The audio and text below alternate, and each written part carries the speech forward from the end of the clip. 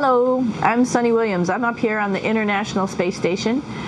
Now, I'm going to say where we are. So right now, we're in the Japanese laboratory. It's one laboratory out of many here on the International Space Station. It's actually on the left-hand side. If I was International Space Station and I was flying through space like this, my left hand would be where the Japanese laboratory is.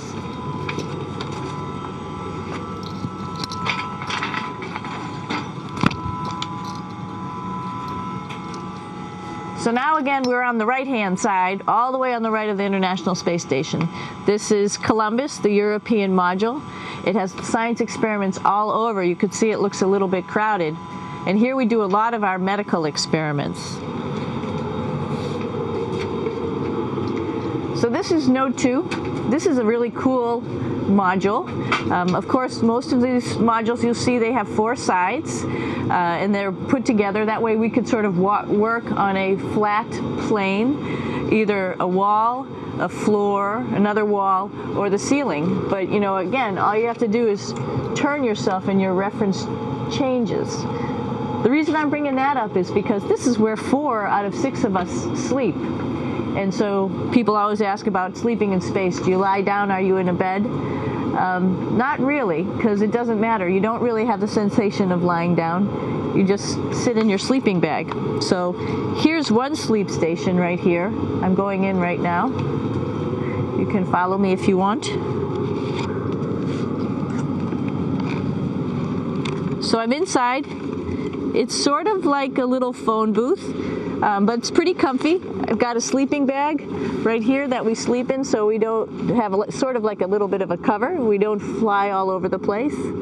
But you know, you can sleep in any orientation. I have it sleeping, feeling like I'm standing up right now, but like you saw, I'm on the floor. But it doesn't matter if I turn over and I sleep upside down. I can't have it. I don't have any sensation in my head that tells me that I'm upside down, so it really doesn't matter. The sleep station is also like a little office. We've got a computer in here. As you can see, we've got a couple little toys. I've got some books. I've got some clothes and other things that make it sort of like home. I'm coming out. And just for reference, that's one sleep station. This one's another. Right here. There's one on the ceiling, if you want to call it. Right here. And then there's a 4th on the other wall over here. So all of us sleep in a little bit of a circle. All right, come on back. There's more to show you.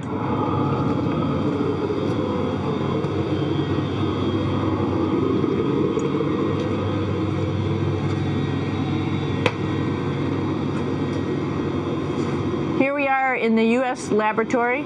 Again, this is a laboratory with science experience on all of the walls here, all sorts of stuff that we do. And one of the things we also do is we exercise. We have some exercise equipment on board the space station.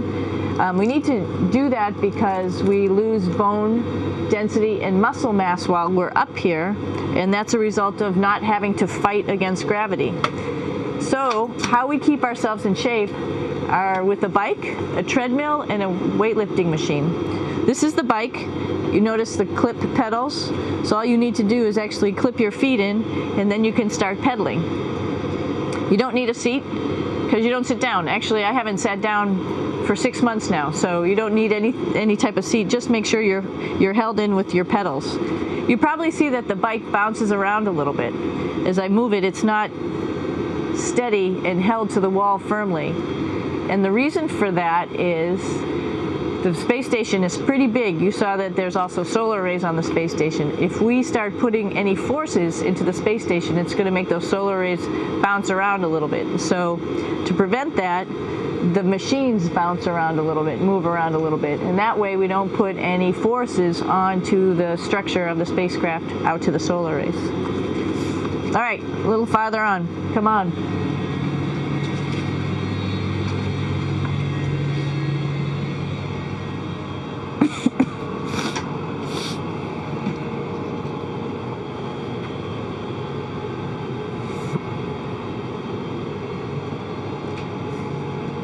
here's a pretty cool place. This is sort of like in your house where everybody meets in the morning.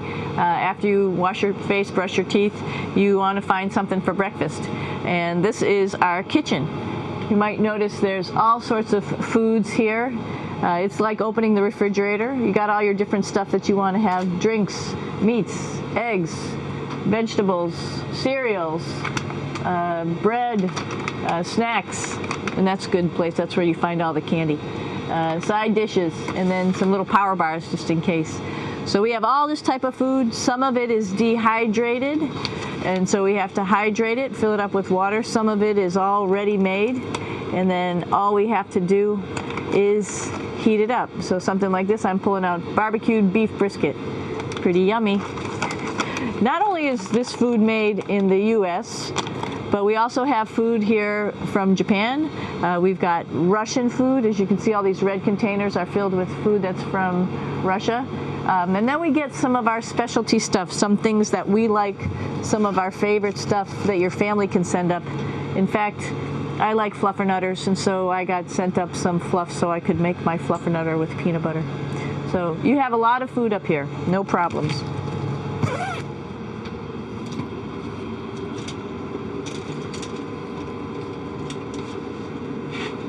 I'm here with my two buddies in the airlock. Actually, these are two space suits that are ready, primed up to go outside, as we call it, to go do a spacewalk in case we have to do anything outside. Some of the things we do outside are just like inside repairs. We have a lot of electrical boxes and machinery and solar arrays, in fact, that I talked about earlier, that are outside, and sometimes they don't work quite right. Remember, space is really cold and really hot, and it's also the vacuum of space with no pressure, and so some of the equipment doesn't work well all the time. So we might have to go out and do a spacewalk. Right behind me is actually the hatch that you go out into space, and right now we have it filled up with a couple other spacesuits because we've got 4 of them up here and some of our tools. But right behind here is the hatch in which you actually go right outside into the vacuum of space. The spacesuit is pretty big, as you can see. It's like being a football player. Part of the reason it's so big and bulky is because of this backside, this backpack. It's like going on a hike with a backpack, but the backpack and the suit weighs about 300 pounds. Luckily in space, nothing really weighs anything, so you don't feel that it's so heavy. But we need to have such a big suit because that guy back there is essentially the heart of the spacecraft. I call this actually a spacecraft. It has all the oxygen for you. It has all the carbon dioxide removal system for you. It also has a heating and cooling system to make sure to regulate our body temperatures while we're outside. It also has a computer, so it tells you on a display here if there's anything that's going wrong with the suit, if we're running out of oxygen, if we have too much carbon dioxide, or any type of electrical problem. So it's a pretty awesome little spacecraft, and actually got to go out, use my little spacecraft a couple times, and it worked like a charm. Lucky that it works very nice. You might want to see what the helmet looks like. It's pretty cool too. We don't usually go out like this, so you usually can see when the helmet's open. So you can see what it looks like inside. Somebody's little head would be inside of here. So you can see, you can turn your head all the way around while you're inside of there, but the helmet stays still. So that's determines your how far you could see. And it's usually pretty sunny out there, so we have to wear our sunglasses, and this is our sunglasses right here, which make you look pretty cool.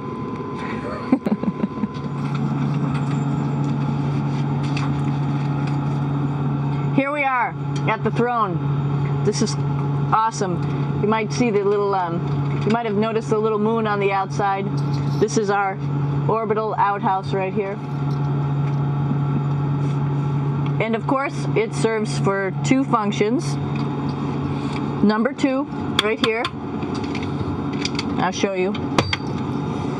But you see it's pretty small, so you have to have pretty good aim, and you'll be ready to make sure things get let go the right direction. And it smells a little bit, so I'm closing it up. And that's of course for number 2. And this guy right here is for number 1. So they're sort of two slightly separate functions, but you can do a little, essentially both, by hanging on right here and doing number 1 and number 2. I might add it's color coded so you really don't get it mixed up, which is nice. This is yellows for number 1. And also there's a selection of paper. People always ask about toilet paper. What do you do with toilet paper? What kind of toilet paper do you have? We have gloves just because sometimes it does get messy. We have some Russian wipes, which are a little bit coarse if you like the coarse type of toilet paper. We have some nice tissues, which are nice and soft if you like soft toilet paper. We have Huggies, just for any cleanup. You know, we were all babies once, and this sort of helps. And then if things get really out of control, we have disinfectant wipes, just to make sure we clean up here. Because, you know, just like the water I showed you, the number 1 stuff can sort of go all over the place if you don't aim correctly. And did I mention both of these have a little bit of suction, so they should keep things going in the right direction. But like I said, sometimes things get a little out of control if you are out of control yourself flying around. So we have lots of protective stuff. And of course, you do have your privacy. There's a little door, so other people know that you're in there. Now I'm going to take you to one of the coolest places on the space station.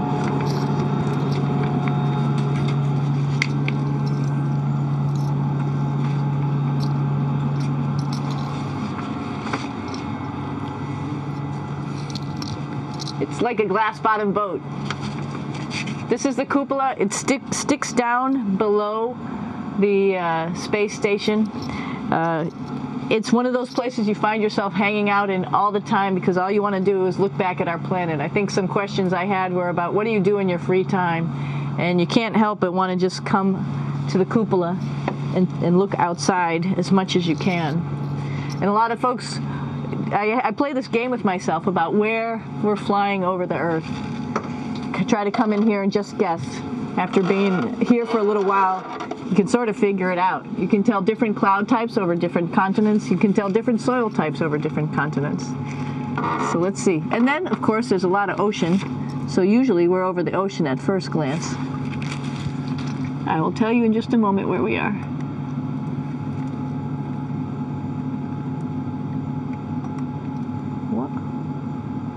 There we go. Oh, right now we are right over Africa. It's a little bit cloudy, as you can tell. But we're right over the continent of Africa. Hey, what's that? I think that's a Soyuz spacecraft. That's the spacecraft that's taken us home to planet Earth today. Oh my gosh. We might have to go take a look at that. That's pretty cool. It's a little bit smaller than the rest of the spacecraft, the space station, so you'll see if we go there, it'll be a little bit more crammed. But we're going, you can look all the way back to the back of the spacecraft, which is where the Russian segment is. And then you could look all the way forward to the front of the spacecraft, where the Japanese laboratory, the European laboratory, and the American laboratory. Hey, one thing I didn't show you, or I talked about but I didn't show you, was the exercise, another piece of exercise device. This is what we call the ARED. And with this, you can lift weights based on vacuum in these cylinders, just like you do at home at a gym. For example, if I wanted to do a squat, I could do it like this. Oops. I just need some weight on this thing. I'm not lifting with anything, so it's too easy.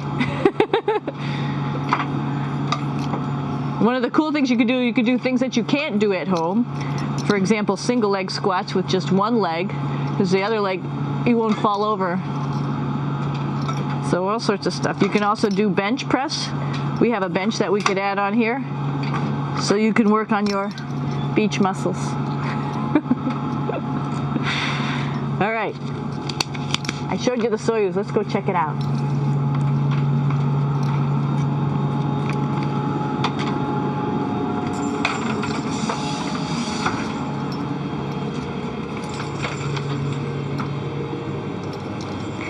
What are you doing down there?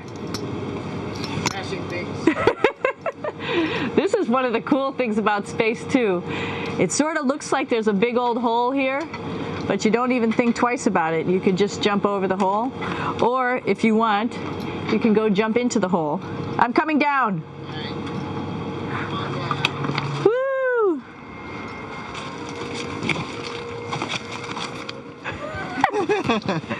Then you can come right back up again, like Superman. Woo!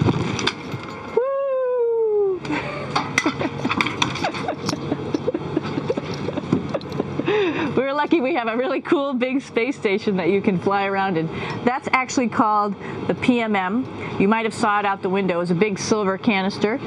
What's really great about that is it's essentially our closet in our pantry, or whatever you want to call it. We have extra food down there. We have extra clothes. We actually throw the trash out down there. So it's nice and organized, and we have all of our stuff that we need while we're working in all these other modules all stowed in this location down here. And it's a lot of fun to play in. Now that's a lot bigger than the Soyuz. Oh, one thing we need to show you is our patches here. While we've been up here, we've been Expedition 32 first, and then just recently we're leaving. We were Expedition 33. And there's all the crew members who are up here with us right now. Myself, Yuri Malenchenko, Aki Hoshide, if you can read Japanese, Yevgeny Turelkin, if you can read Russian, Oleg Novinsky, and Kevin Ford, who just took over as the commander of the space station and will be the commander for the next couple months. And he, by the way, is behind the camera right now. So you can say, hi, Kevin. So we're going into the Russian segment. Be ready. You don't need a passport either.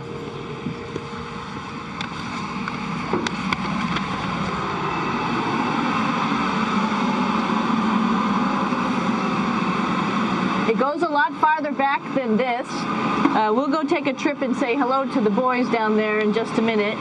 Well, let's do that first, actually, and then we'll go down to the Soyuz at the very end. This is Yevgeny. Hi. Doing a little tour.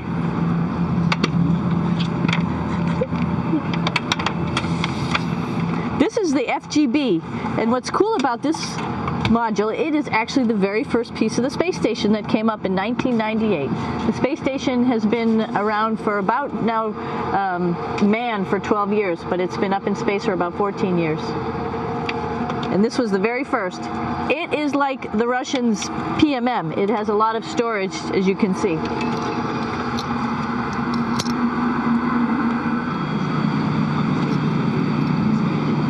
So here we are in the heart of the space station, really. This is the service module. This is the central post. In case we had any problems, I know a couple of the questions were about what type of things do you have to worry about. And some of the things we have to worry about in space are fire. If we had a fire, if we had a depressurization, like we were hit by a micrometeorite and it made a hole, or if we had some type of toxic atmosphere. We use ammonia for our radiator, so there is a possibility that ammonia could come into the vehicle, and then it would be bad for all of us. If we have any of those problems, we come right here, which we call the central post. It is the main heart of the space station. It was also the first computers that came up here that ran the space station. And so behind this wall right here are these main computers. So we gather here as a group of 3 or 6 and then figure out how we're going to either fight the fire, patch the hole, or solve the toxic spill. And what's cool about this module, of course, it's the central post. It also has great windows right down toward Earth. It has controls to fly in visiting spacecraft if they need some assistance right here. It has Russian computers as well as American computers to help us control anything we need to on the space station. There's a couple of our crewmates back there, Oleg Novinsky on the right and Yuri Malenchenko on the left. And there's also a second bathroom here, which is really cool because 6 of us going to one bathroom is really tough. And so there's one bathroom here and one bathroom on the other side where I showed you. And you can probably see on the wall behind Oleg and Yuri some of the heroes of the space program. Korolev, Sergei Korolev, who was a chief designer of putting men into space. And of course on the right-hand side, Yuri Gagarin, the first man to go into space. So just reminds us of our roots.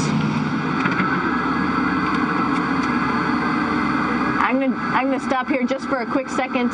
You can see on the Russian spacecraft there's also other modules that stick out, down, and above. Right here is, let's see, I'm trying to be oriented. That's a place where we do spacewalks from for the Russian side. There's Russian spacesuits in here, and also a visiting vehicle which brought fruits and vegetables and becomes a trash container when we undock. Up on this side is also a future place where they're going to do spacewalks from, and connected to it is Kevin's, Oleg's, and Yevgeny's Soyuz spacecraft. And now let's go see ours. О, извините, это пробка.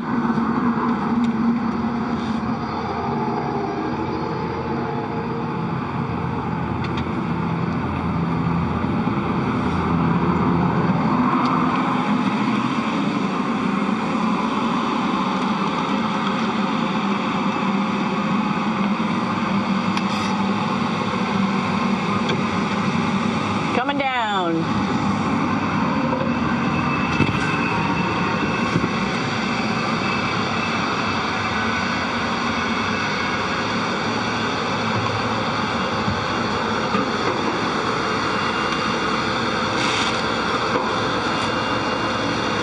Tricky getting in here.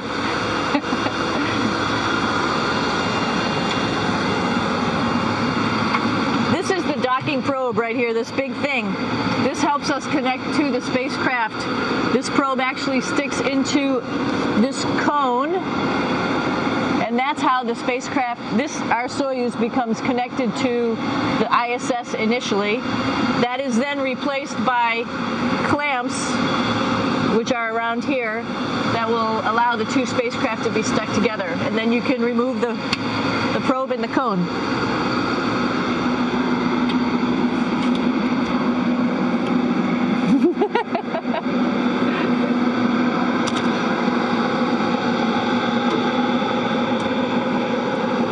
You okay? All right, so here we are in the Soyuz. This is what we call the BEO, the living compartment, Bitovoy Otsek in Russian. It also has a little bathroom. It's not as good as the other bathrooms, so we try not to use it too much. It has drinking water in it if we need something to drink. And then, of course, it's filled up with a lot of cargo for us bringing up and also bringing back down. It has a second purpose when it comes back to Earth. It serves as a garbage container. During the descent, we'll get rid of this area right here, and everything that's in it will just burn up as it's coming into the atmosphere, so that way we can get rid of a little bit of trash. But the main area where we were on launch and where we're going to be on descent is down here, because we're not part of the trash, so we're in a safe place. So we're in the descent module, SA. It's a little small, but you can get in.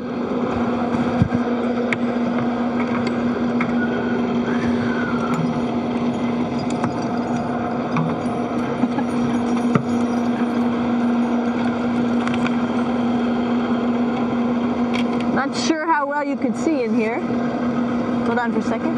I'm going to turn it up this way, just so you could see the hatch, and you could see Kevin. It's a little bit small, but we'll come in and show you around. Just starting to get ready. We're preparing a couple days ago for our ride home. It's a little bit squishy, but everybody asks, how do you sit in the Soyuz? And you sort of sit in your seat like this. The seat is molded to your body, and so you can just sort of squish in here and be pretty relaxed. Everybody has a handmade seat for them. And then, of course, there's a control panel, and that's where we do most of our actions and work right here. There's hand controllers, which you can fly the vehicle with, and there's a stick right here, primarily used for communications when we're trying to talk to the ground. So 3 of us fit in here. Like I said, it's a little squishy, but somehow it seems like we all managed to get in here and fit pretty well, and it's a pretty safe ride home. You're probably wondering, what's all this junk behind us? Well, it's all of our parachute, first of all, and then it's all of our survival gear, just in case we end up landing in some strange place on the planet and nobody's there to rescue us right away. We have all sorts of survival gear with us, keeping us safe in here. So they've pretty much thought of everything. And we'll be home on the planet within the next 12 hours. Pretty shocking.